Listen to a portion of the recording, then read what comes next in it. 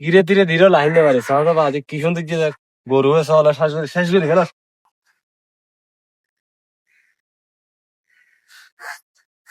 বাবুল মামা না এটা দেখা যায়। ও মামু, কি খবর তোমার, কেন আছো?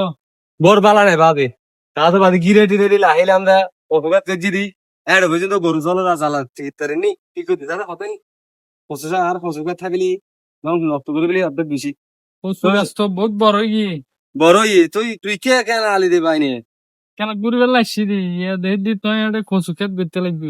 কেন করছিস বাজে অপঘাত করে দি পঁচিশ দিন সাই কিছু করতে নেই সাইতে ও মামু, আর মাথা কেন হাম ন ধরতে, দুনিয়ার মধ্যে এত কিছু থাকতি, এত শাকসবজি থাকতি, তুমি অ্যালার্জিকে চাষ করতে লাগবে।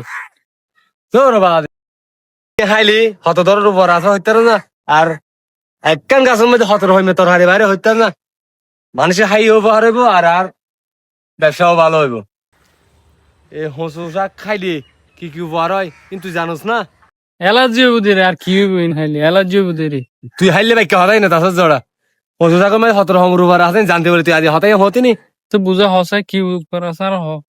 ইন হইলে উপহার আর আর তো না পার তোরা ডাক্তার গড়ে হওয়া পড়িব কেন এগিন হাইলে রক্ত পরিষ্কার হইব হ্যাঁ পেটের হাঁচড়া হারিব হ্যাঁ। বুঝলি না এই চকুত জুতি পারিব চকু বালা করে দেখিবি দেরি ন বুঝোস বুড়া 80 বছর বুড়া হাইলি 16 বছর ফটিকে চকু দেখিবি আচ্ছা না হ্যাঁ তাহলে একখান কাম করো না, আর ডোগে দুইন দি ফেলো না।